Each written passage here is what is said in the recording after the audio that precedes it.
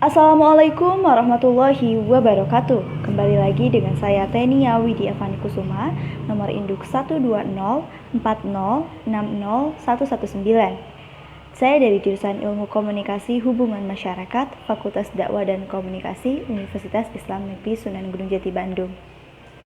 Di video kali ini saya akan menjelaskan mengenai penyelenggaraan terhadap jenazah.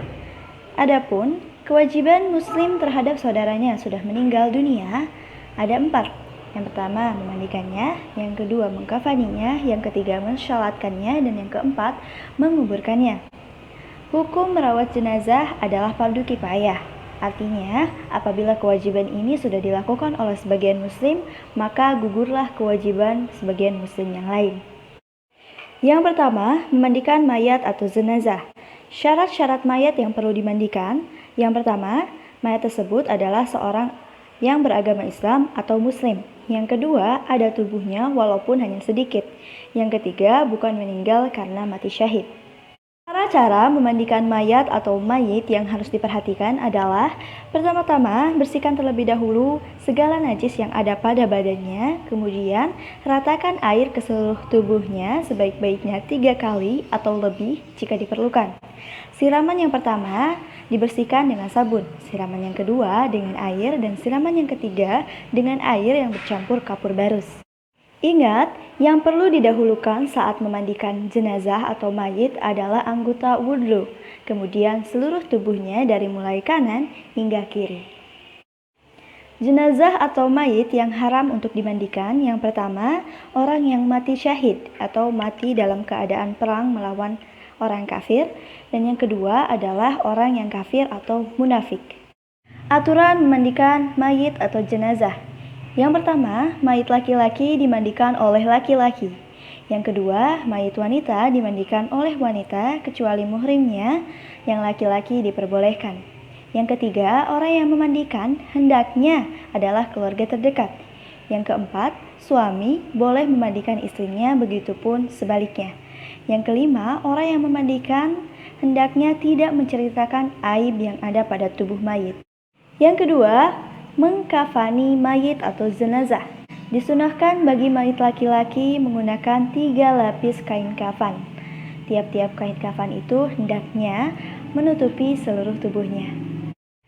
Sementara mayit wanita disunahkan menggunakan 5 lapis kain kafan, masing-masing berupa sarung, baju, kudung, dan 2 lapis yang menutup seluruh tubuhnya.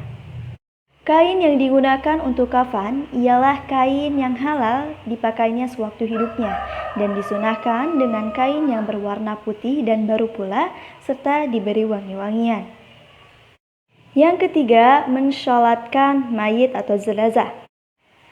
Rukun sholat mayit atau jenazah, yang pertama niat, yang kedua berdiri dengan kuat, yang ketiga takbir 4 kali, yang keempat membaca surah Al-Fatihah, yang kelima membaca sholawat, yang keenam mendoakan mayit, dan yang ketujuh memberi salam.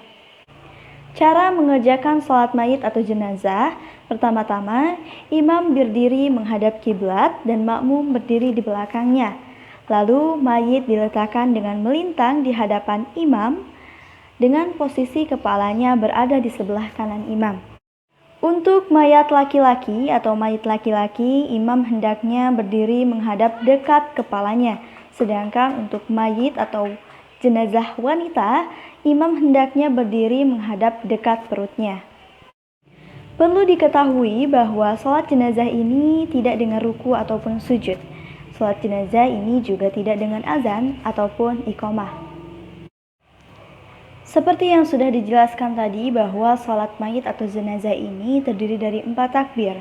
Adapun untuk melaksanakan sholat jenazah ini harus diawali dengan niat, dan niatnya adalah sebagai berikut.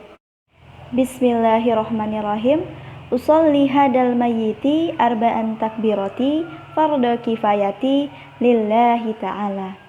Setelah membaca niat sholat jenazah atau mayit, dilanjutkan ke takbir yang pertama, yaitu membaca surah Al-Fatihah. Lalu dilanjutkan kembali takbir yang kedua, membaca sholawat. Kemudian dilanjutkan kembali ke takbir ketiga, yaitu mendoakan mayit. Adapun doanya adalah sebagai berikut. Bismillahirrahmanirrahim. Allahumma gfirlahu warhamhu wa'afihi wa'fu anhu. Setelah mendoakan mayit di takbir ketiga, dilanjutkan ke takbir keempat, yaitu mendoakan mayit kembali. Adapun doanya adalah sebagai berikut. Bismillahirrahmanirrahim. Allahumma la tahrimna ajrahu wa la taftinna ba'dahu waghfir lana walahu. Untuk doa di takbir ketiga dan takbir keempat, apabila mayit atau jenazahnya adalah wanita atau perempuan, maka akhiran doanya diganti dengan ha. Misalnya pada takbir ketiga, Bismillahirrahmanirrahim. Allahumma gfir laha warhamha wa'afiha wa'fu anha. Setelah takbir keempat, maka bisa dilanjutkan dengan salam seperti biasa. Yang keempat adalah menguburkan mayit atau jenazah. Setelah kita memandikan, mengkafani, dan mensolatkan, tibalah kita saatnya menguburkan jenazah. Adapun hal-hal yang harus diperhatikan saat menguburkan jenazah adalah sebagai berikut.